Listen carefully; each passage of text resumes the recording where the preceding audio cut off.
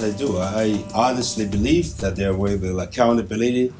I believe honestly that justice, reconciliation will happen. But they must be preceded by justice. Democracy must be built on justice. However, even though it's taking longer than expected, but I still do hope and believe these are international crimes. These are not national crimes. So there are no statute of limitations to these. I still remain hopeful that one day we're going to find justice here. We're going to implement the TRCC's recommendation when it comes to the creation of an extraordinary criminal tribunal to hold accountable those who committed these vast human rights abuses and murders. We cannot wait until all of the witnesses and alleged perpetrators die before something is done, and urged the Liberian government that this is the time. I believe so.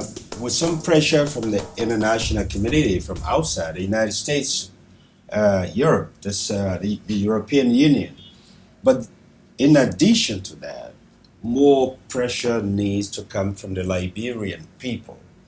So I'll call on the Liberian people, especially people in the rural areas, to bring some pressure to bear on their representatives. Hold your representatives' feet to the fire. If they don't prioritize justice, accountability, don't vote for them. So if the more pressure you bring to bear on them, the more likely it is for them to pass this into law at the legislature.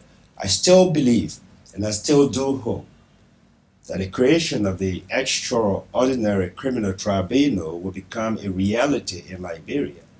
No matter how long, no matter who is the president, at some point it's going to happen. We just need to exert more pressure on our government. Government, I mean the executive branch of government and the legislative branch of government. Those two, more pressure is going to happen.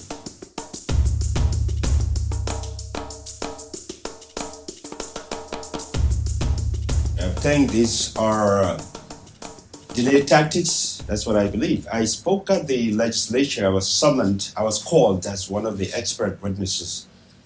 And this is going to be a repetition. This is going to make the new committee suggested by the Liberian Senate to usurp the responsibility of the independent human rights commissions. The most important thing here and the sticking point is the creation of the War Crimes Court, and that has been totally politicized here. The others, yeah, they're very important, very relevant, but all the others must be based, on the creation of War Crimes Court. You cannot have a country where murderers, people who murdered people, passing around. So what justice, what hope is there for justice? So I believe that the creation of the Senate, of that Senate committee, their work is a delayed tactic. This is my opinion.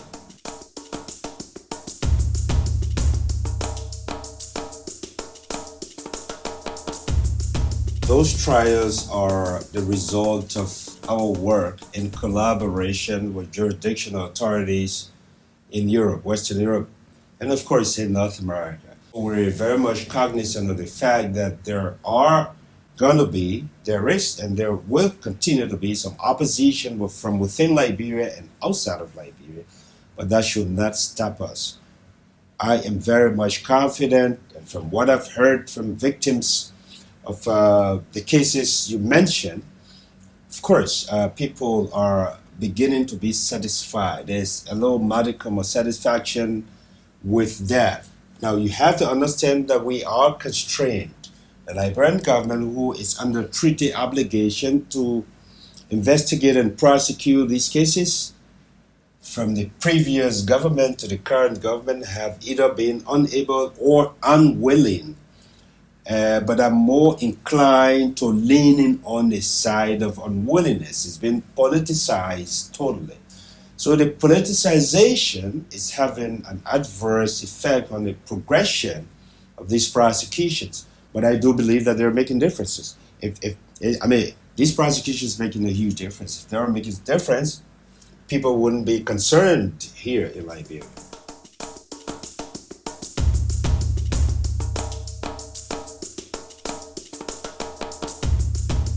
Well, absolutely, it will be possible. It's happening. There are people who think they sit like 3,000 miles away. They think they can colonize the conscience of Liberians. They think that it is only they who must lead and others follow. The reverse, that the other people lead, they follow, is totally inconceivable to them.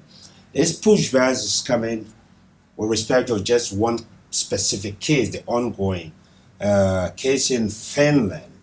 There are people who think that because Massaquoi provided some evidence, some testimonies against President Charles Taylor, I have to say this is what I believe, therefore he should not be prosecuted. But they need to understand that President Charles Taylor was prosecuted, convicted, and sent to jail for crimes he committed in Sierra Leone. He aided in the commission of in Sierra Leone. And this Sierra Leone is a different territorial jurisdiction. Both the territorial jurisdiction and temporal jurisdiction of that case was different. So this is Liberia. This particular individual is on trial for crimes that we believe that were committed inside Liberia. There were several arrests prior to this individual in question, and nobody said anything against that. So the question of bribery is totally ridiculous. It's ridiculously outrageous. This also is an insult to the victim population, to the survivors in Liberia. They're talking as if there is a shortage of victims in Liberia. No, this is not the case. When we started that, Liberians were afraid. Nobody wanted to speak to us. But today, people call us on the phone. People make appointments, they want to come forward. So we as Liberians have moved beyond that. And no amount of scare tactics, whether you're Liberian sitting outside or you're a non-Liberian sitting outside, you can say whatever you like. The bottom line, we're doing our job, and that's exactly what we're going to do. If you did not succeed in doing anything, it is not I who's responsible for that or who's going to bear the responsibility for that. We're doing our piece of job to help bring justice to the Liberian victims. So this case, or these cases, these pushbacks are feeble pushbacks. They're based on lies, hate, and thank God the witnesses do not believe that. There are many things I could say, but as I said earlier, the case remains under judicial consideration. So we'll make the relevant comments when the case is done. First of all, I have to say hats off to the victims, the victim population in Liberia. They've been tremendously helpful.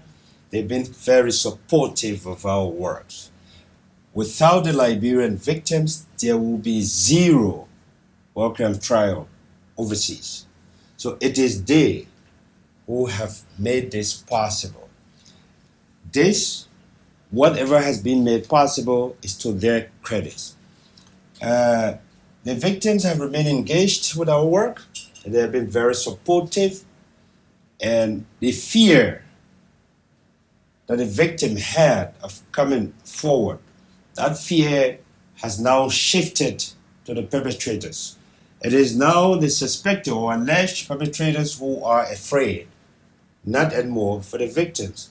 And I'll have to say this, because of those victims, the Global Justice and Research Project, which I head, is the only organization in the world that has held Liberian citizens accountable for war-related crimes committed inside Liberia. The United Nations has not done that. The Liberian government has not done that. The United Nations prosecuted President Taylor for crimes not in Liberia but in Sierra Leone. Mr. Chucky Taylor was prosecuted for crimes in Liberia but was prosecuted as a United States citizen. So it is only we, with the help, 100% support of the victims, who have been able to hold in collaboration or in cooperation with jurisdictional authorities in Western Europe and North America to hold suspected Liberian war criminals accountable for crimes committed inside Liberia. So it is they who have made all of this possible.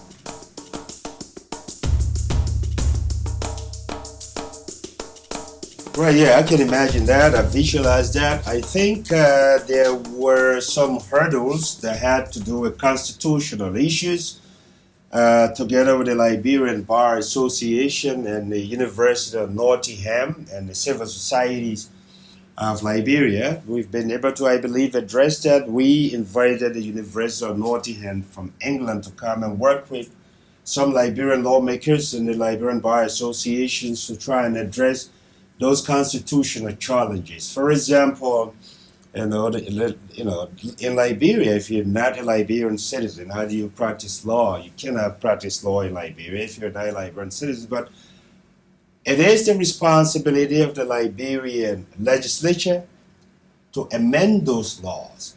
There are certain laws that come in conflict with respect to the implementation of the TRC's recommendations.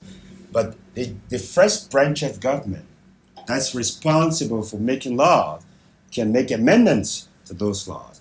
So I do believe that. And a recently augmented and/or amended version was submitted early this year to the Liberian legislature by all of us, led by Councillor Tiawan Ganglo, then president of the Liberian National Bar Association.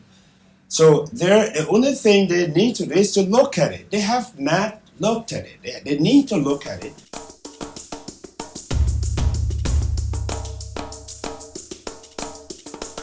First of all, the world is a global village. The United States, Western Europe, the civilized society, I believe, must bring pressure to bear on the Liberian government. Now, I am not going to advocate for collective or blanketed sanctions, but I do believe that this can work when there are targeted sanctions against individuals who stand in the way of the implementation of the TRC's recommendation. There are specific individuals who have worked to oppose in the legislature, to oppose the implementation of the TRC's recommendation.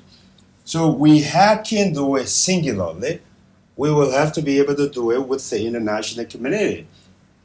The Liberian people themselves must take the lead, and not only that, they must be seen as taking the lead. Do not elect people to the Liberian legislature who do not represent your true intentions, who do not appreciate, who do not want accountability. Do not vote for them. Now, I do not believe that saying that on camera, it's a crime. If that is a crime, then I really do stand ready to be found guilty for that. But this much I can say.